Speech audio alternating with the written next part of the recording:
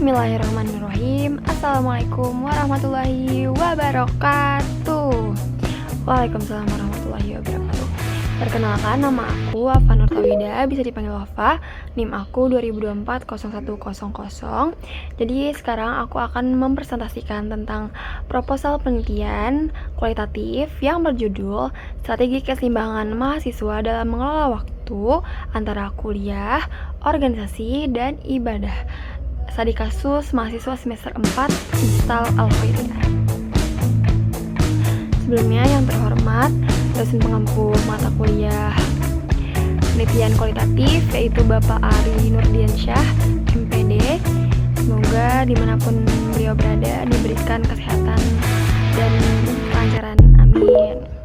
Dan teman-teman saya yang sedang menonton video ini, semoga semakin diberikan kesabaran dan semangat belajar yang kuat. Selanjutnya saya sudah menyiapkan proposal dan saya menggunakan komputer lab juga sebagai referensi penjelasan. Sekarang saya tinggal menjelaskan apa isi dari proposal yang saya buat. Baik, yang pertama adalah latar belakang. Latar belakang di sini saya akan ringkas saja apa yang ada di dalam proposal ini. Yaitu mahasiswa itu memiliki 3 tanggung jawab utama.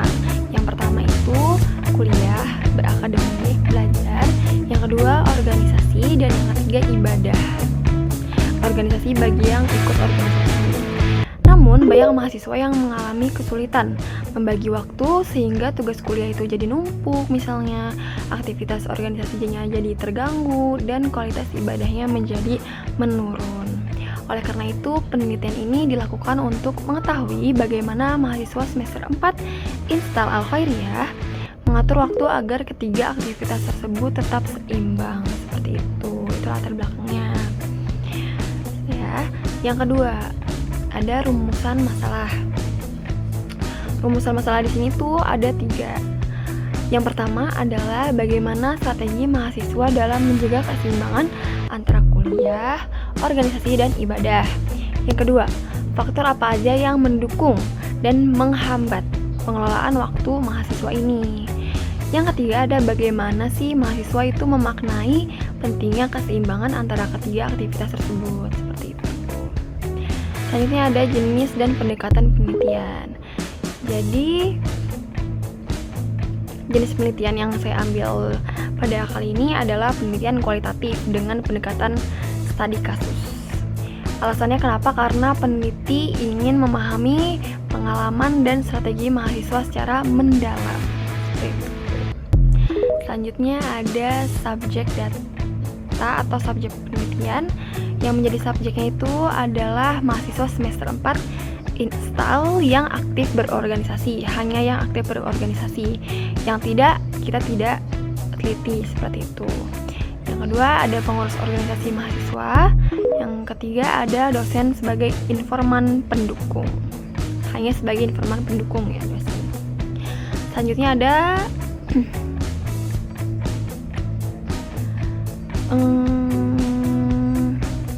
teknik pengumpulan data ya.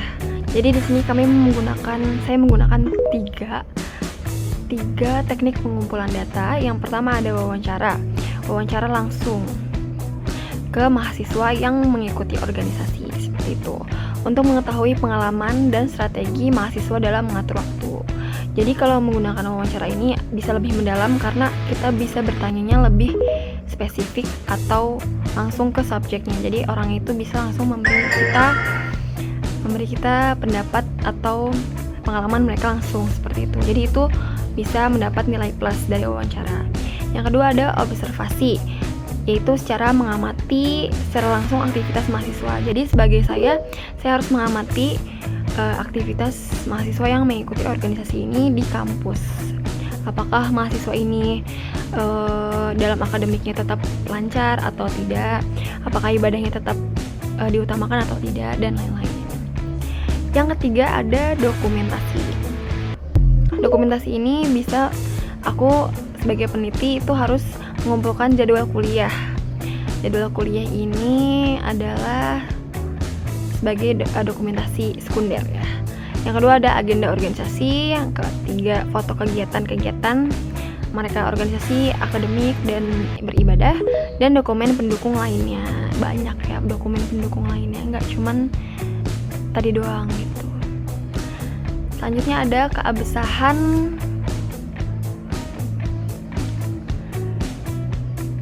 Belum ke situ, masih di jenis data ya.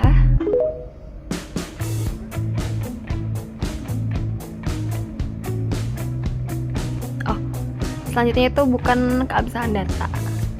Selanjutnya itu adalah instrumen penelitian. Yang pertama ada pedoman wawancara mahasiswa. Tadi kan kita ada 3 cara ya, 3 metode ya, 3 teknik pengumpulan data.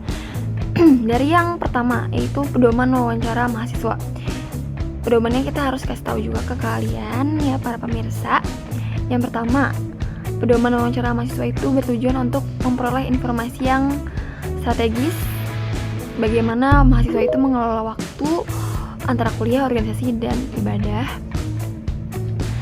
Identitas yang pertama itu ada identitas responden. Kita harus mencatat nama yang kita wawancarai, seseorang yang kita wawancarai. Kita harus mencatat namanya, jenis kelaminnya, semesternya, dan organisasi yang beliau ikuti.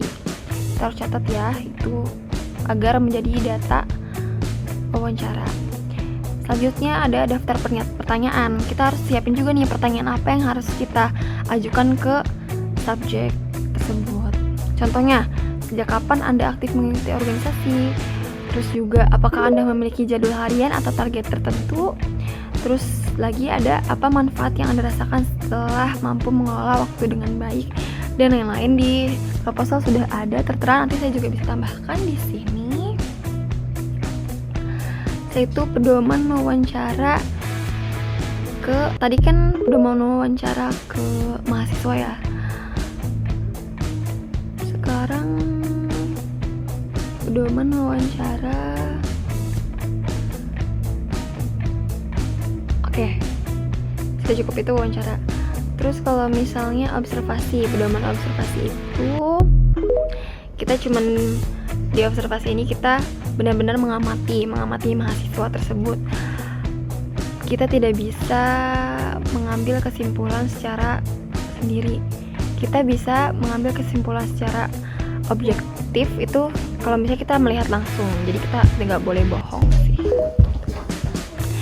Dan yang ketiga itu adalah dokumentasi. Dokumentasi juga kita tidak bisa bohong karena dokumentasi ini itu adalah data yang benar-benar langsung dari merekanya gitu. Misalnya kita bisa memfoto bukti, dan kita bisa ngambil beberapa bukti-bukti lain dari yang mereka ajukan seperti itu. Selanjutnya ada teknik analisis data atau teknik keabsahan data. Yang pertama ada kredibilitas atau credibility. Credibility ini tuh mengacu pada tingkat kepercayaan terhadap data dan hasil penelitian yang diperoleh. Yang pertama ada triangulasi sumber. Triangulasi sumber ini dilakukan dengan membandingkan data yang diperoleh dari mahasiswa. Kan misalnya kita banyak banget mewawancarai mahasiswa, tapi kita bisa membandingkan data-data dari misalnya mahasiswa A, B, dan C. Kita bisa membandingkannya tersebut. Itu adalah triangulasi sumber. Yang kedua, triangulasi teknik. Triangulasi teknik itu dilakukan dengan membandingkan data yang diperoleh melalui wawancara, observasi, dan dokumentasi. Jadi yang pertama tadi kan triangulasi sumber dari sumbernya. Kita membandingkannya dari mahasiswanya, pendapat mahasiswanya. Tapi kalau triangulasi teknik itu kita membandingkannya dari hasil wawancara, observasi, dan dokumentasi, bukan dari hanya wawancaranya aja, bukan dari hanya mahasiswanya saja, tapi dari bukti-bukti lainnya seperti itu.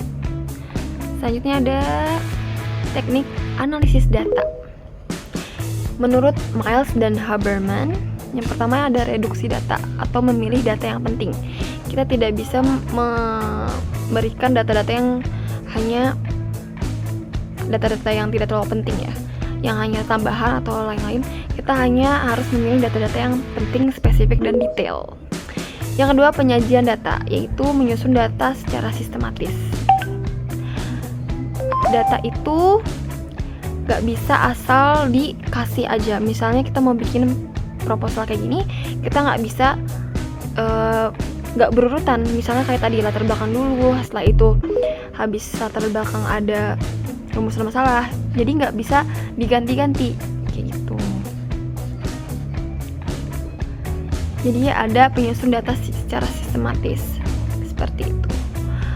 Misalnya contohnya kalau misalnya di yang tadi, kalau wawancara itu kita harus bertanya tentang namanya dulu, organisasinya ikut apa, semester berapa gitu.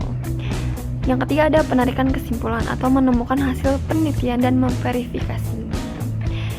Jadi setelah kita mendapatkan data dan kita sudah memilih mana yang penting, kita menarik kesimpulan. Kesimpulan ini dilakukan dengan menafsirkan data yang telah dianalisis untuk menjadi pola, hubungan, dan makna dari fenomena yang kita teliti. Ya, kesimpulan dari semua cangkupan yang sudah kita teliti seperti itu. Dan memverifikasinya, apakah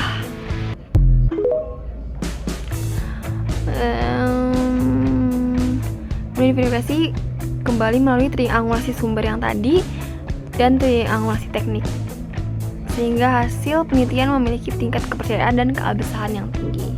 Seperti itu. Iya, seperti itu ya. Semoga yang saya sudah jelaskan sudah jelas ya di kalian. Selanjutnya ada kesimpulan singkat. Jadi penelitian ini tuh bertujuan untuk mengetahui bagaimana mahasiswa semester 4 install menjaga keseimbangan antara kuliah, organisasi, dan ibadah dengan menggunakan metode kualitatif studi kasus.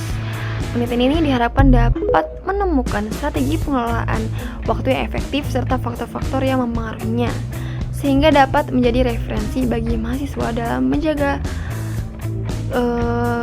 menjalani kehidupan akademik, organisasi, dan spiritual secara seimbang.